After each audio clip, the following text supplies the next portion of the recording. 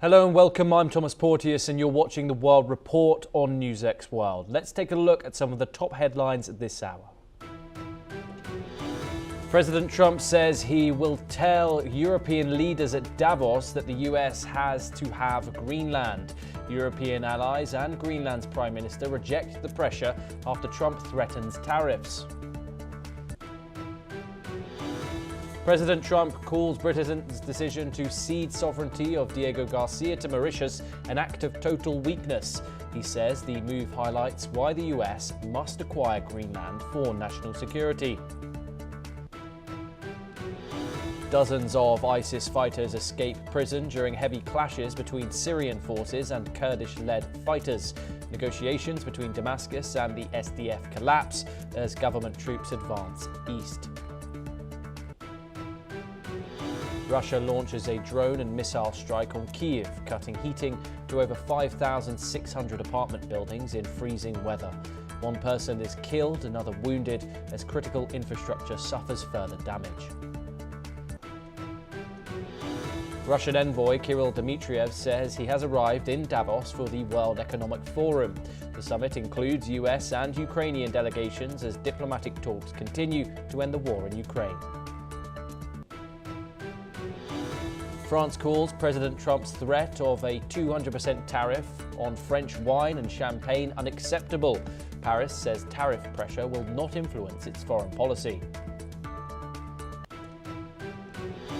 Israeli bulldozers begin demolishing structures at UNRWA's East Jerusalem headquarters. Israel says the site has no legal immunity, while UNRWA calls it an unprecedented attack. China confirms it has been invited to join President Trump's Board of Peace initiative. The US has extended the offer to dozens of countries for a global conflict resolution effort.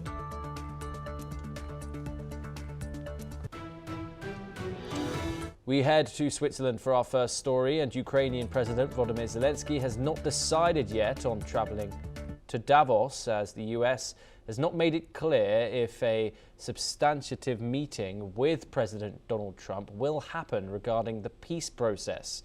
In fact, Ukrainian officials have stated that they are prepared to sign two significant agreements with US President Donald Trump during the World Economic Forum in Davos, provided the US side is ready. Now, at the same time, the Kremlin has said that Russian envoy Kirill Dmitriev also plans to meet members of the US delegation at the summit.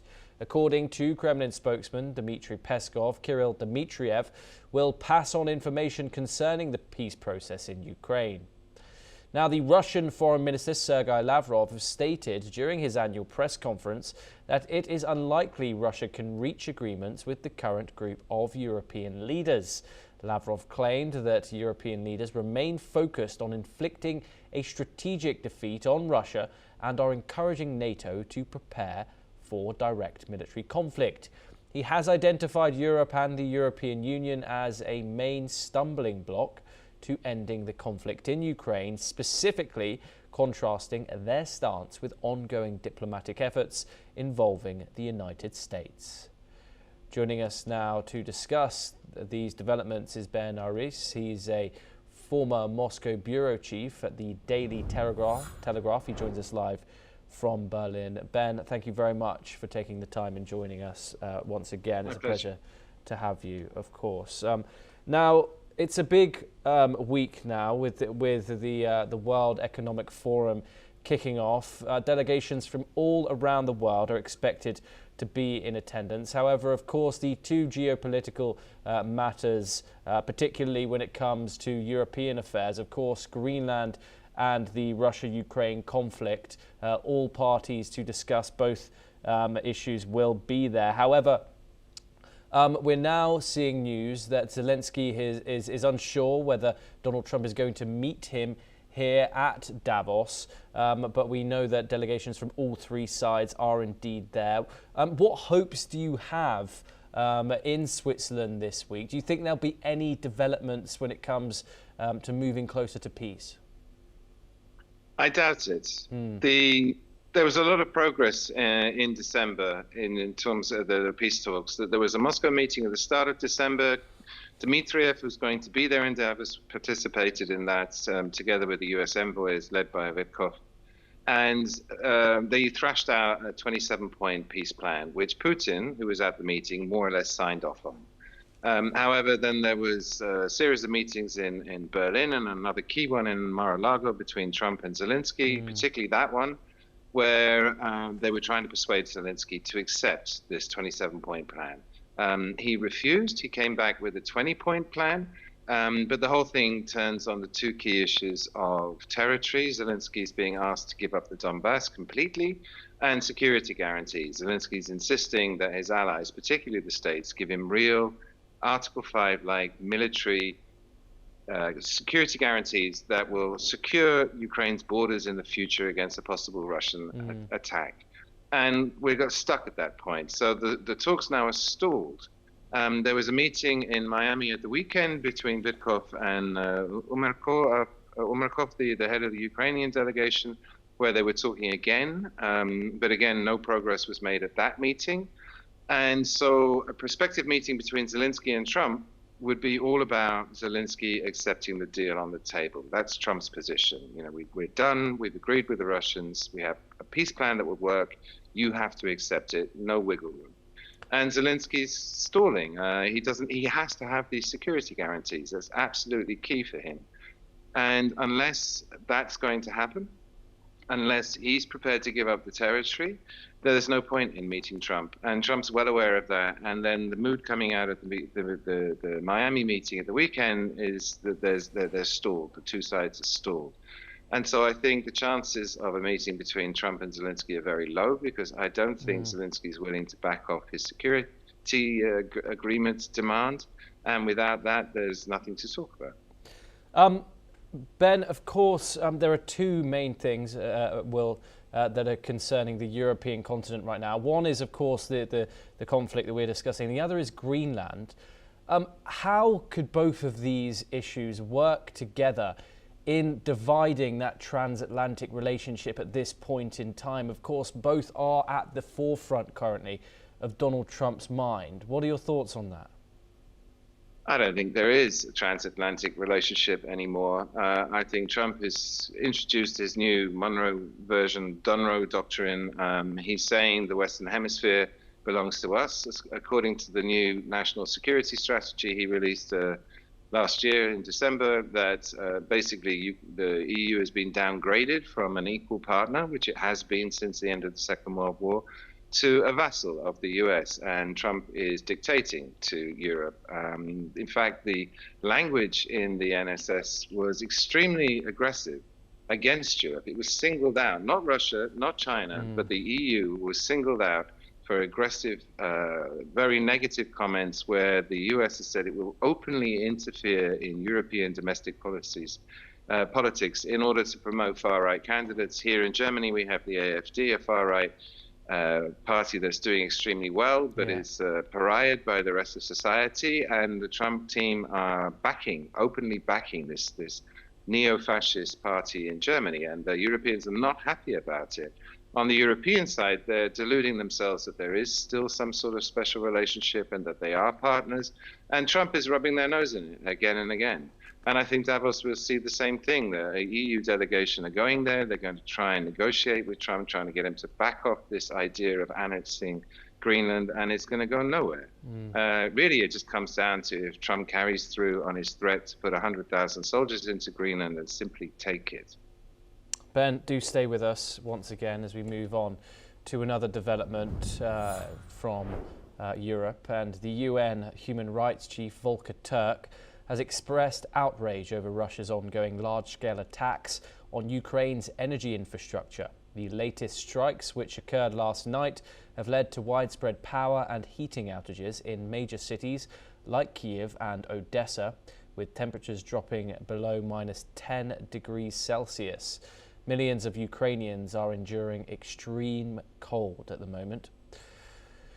Turk condemned the attacks, calling them cruel and a clear violation of the laws of war. And he said civilians are bearing the brunt of these strikes, especially vulnerable groups like children, the elderly, and those with disabilities. The Russian Federation has continued these attacks since October, severely impacting Ukraine's energy grid and causing rolling blackouts across the country. Turkey has called for an immediate halt to these strikes, saying it is appalling to witness the suffering of innocent civilians. Ben, of course, the winter, an Eastern European winter, of course, can even get way below 0 degrees Celsius. Under international law, do you think these attacks on energy infrastructure qualify as something like a war crime, given the amount of people they are, of course, affecting and the harm that it's causing? It's very harsh, isn't it? And yes, you're going after civilians. And the reports coming out of Kiev a week ago, the temperatures in the buildings were like 13 degrees cold. Now they're like -2, -5. Ice is forming, that they're becoming uninhabitable, that people are setting up tents inside their apartments in order to try and keep themselves, their pets, their families, their children warm. And a humanitarian crisis is unfolding. The government has rolled out these invincibility points, which are basically sort of small huts they put up outside apartments that are heated, have power, where people can come and warm up, have a hot cup of soup, recharge their phones. And it's getting very desperate. But if it carries on, and this is the coldest winter in a decade, and if you've been to Kiev in the winter, that means -20, that's bitterly cold. Then if this carries on for a month, then Western governments here in Berlin, for example, have been warned there may be a second refugee exodus of millions of people escaping from the cold because sleeping in a -5 apartment is life-threatening.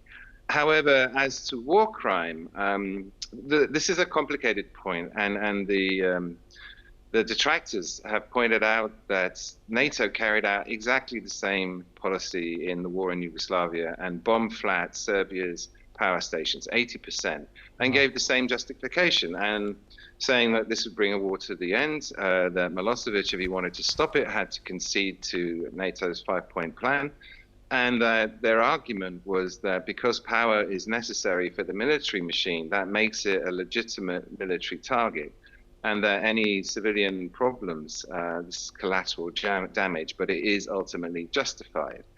And so you've got a sort of certain set of double standards going on here. And interestingly, Jamie Shea, who gave a statement explaining exactly this policy, that page, which has been on the NATO website for the last 25 years, has just been taken down and is no longer available. And so this is actually kind of embarrassing, because you could argue the Russians learned this tactic from watching NATO's campaign in Serbia. So the ins and outs of war crime, if you attack civilians and kill them, then that's a war crime. But the NATO justification that power is essential to the military machine, making it a legitimate military target, I mean, I doubt this will ever go to court, but if it does, it's going to be a complicated case. Indeed. Ben, as always, it's a pleasure to talk to you. Thank you so much for taking the time in joining us here on NewsX World. We now move on, and a German politician has proposed a boycott of the 2026 World Cup in response to the US push for Greenland. Jürgen Hart, a foreign policy spokesperson for the Christian Democratic Union, suggested the German national team might refuse to participate unless President Donald Trump reconsiders his stance on Greenland. Hart, speaking to local media, emphasized Trump's heightened rhetoric on the matter, including threats of tariffs and claims that Greenland is vital for US national security. The suggestion comes as a growing number of Germans, at least 47%, support such a boycott if the US takes control of Greenland, while others, at least 35%, oppose it. The numbers are from a poll conducted by Bild, a German daily. Despite Hart's comments, the German Football Federation and FIFA have not publicly supported a boycott. Meanwhile, FIFA reports that Germany is among the top nations requesting tickets for the 2026 tournament, despite these political tensions. Dr. Satoru Nagao joins us now. He's a fellow at the Hudson Institute. He joins us live from Tokyo. Dr. Nagao, thank you very much, as always. It's a pleasure to talk to you. Does this go to show how much Donald Trump is really affecting the livelihoods, even the cultural lifestyles of people all around Europe now, that 45% of people in Germany would support a boycott from a World Cup, a football World Cup that is taking place in the United States? Yes, but this is indeed meaningless because firstly, this World Cup will hold by not only America but also Canada and Mexico. And at the same time, that President Trump do not care about this, so that's why this is meaningless, I think. But this Greenland issue is three aspects, I believe. Firstly, it's America start to reclaim the American continent is America's one. But this is indeed common course of the U.S. development in the past, because before the World War I, they dominate the American continent under the Monroe Doctrine. After that World War I, World War II, America became the superpower in the world. So that's why this is the same course. But secondly, of course, Greenland is important strategically, militarily, or energy resources. So that's why this is important. And melting ice will create a new situation in the Arctic. That is true. So Greenland strategic importance is there. That's true. But the third aspect is indeed very important. This is a battle between right versus left. Because the European idea, the liberal-based international rule-based order, is based on the idea of the liberals. So that's why view from the President Trump lead right-wing people, this is the rule the left people set up, and they want to destroy or change it. So that's why this is indeed, view from America, this is indeed extend from the domestic issue, battle inside of America, the left versus right, sending the National Guard or the governized Democrat, this is the region of the enemy against the central government, something like that, that happen inside of America is extend to the diplomatic situation, and many government in Europe is left side government send the troops to Greenland, and America and President Trump do not like it because they are left and not right. So Italy did not send troops because they are right. Something like that is happening. So that's why this is indeed a battle between right and left. And this year is the year of the midterm election. The battle of the right and the left is escalating in the United States. So view from the President Trump, this is the time to fight against the left. So both domestically and diplomatically. So that is a third aspect.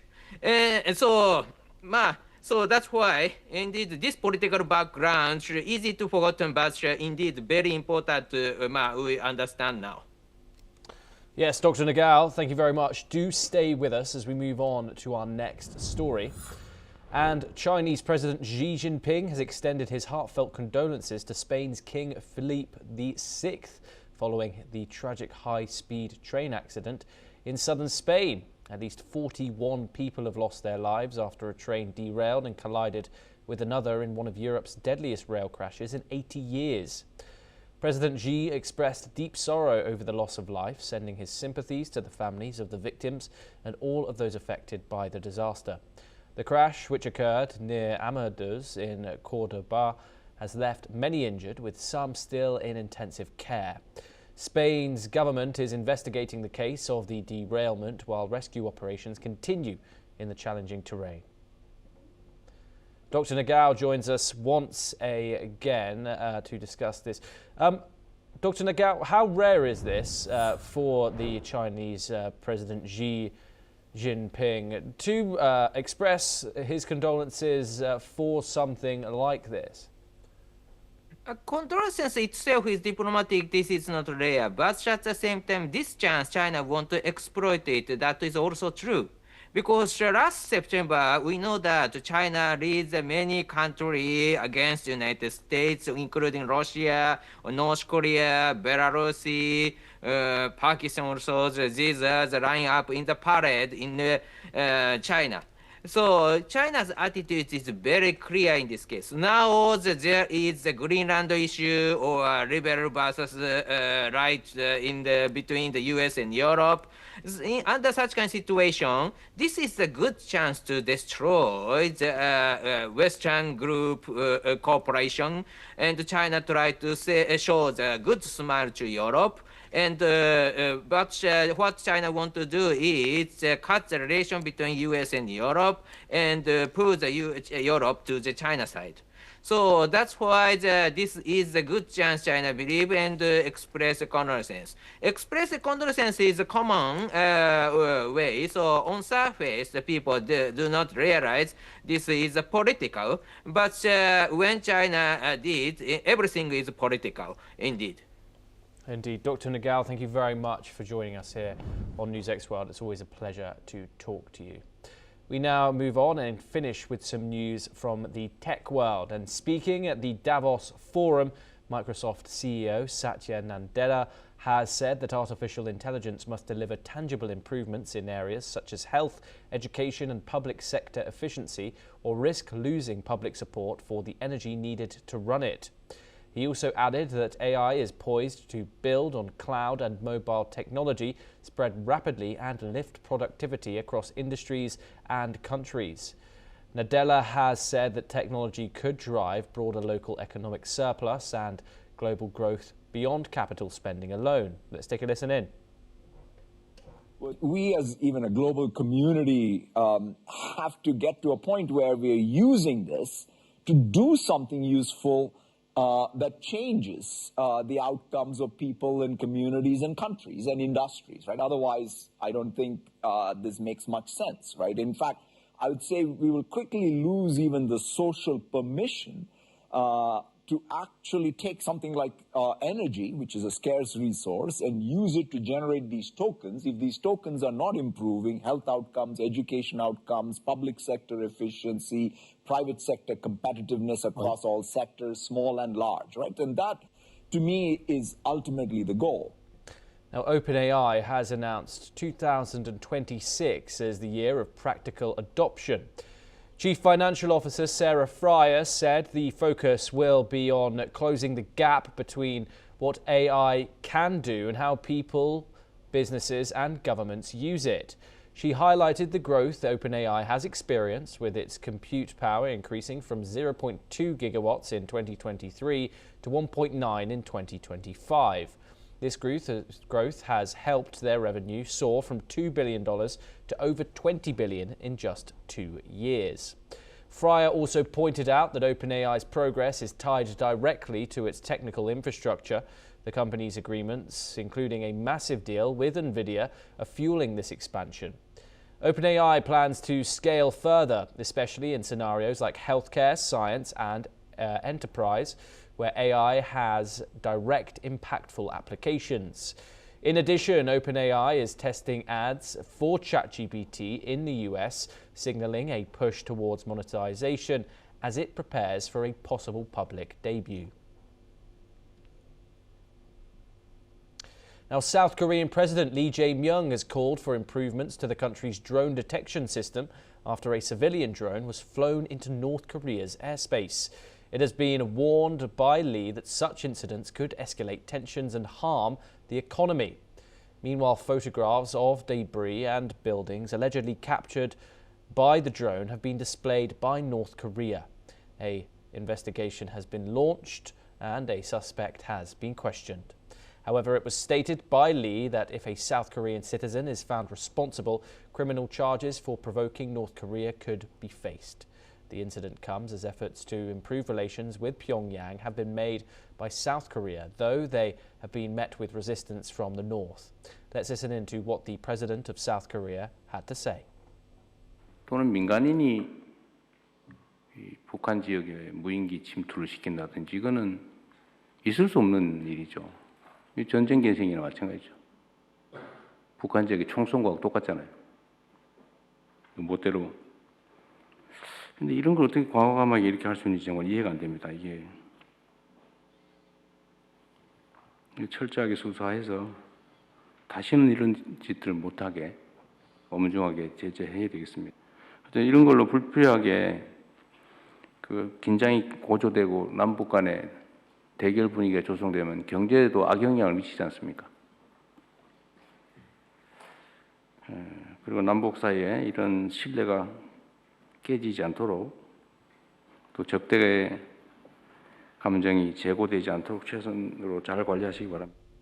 Well, that's all that we have time for this hour. Keep watching NewsX World for more international news updates.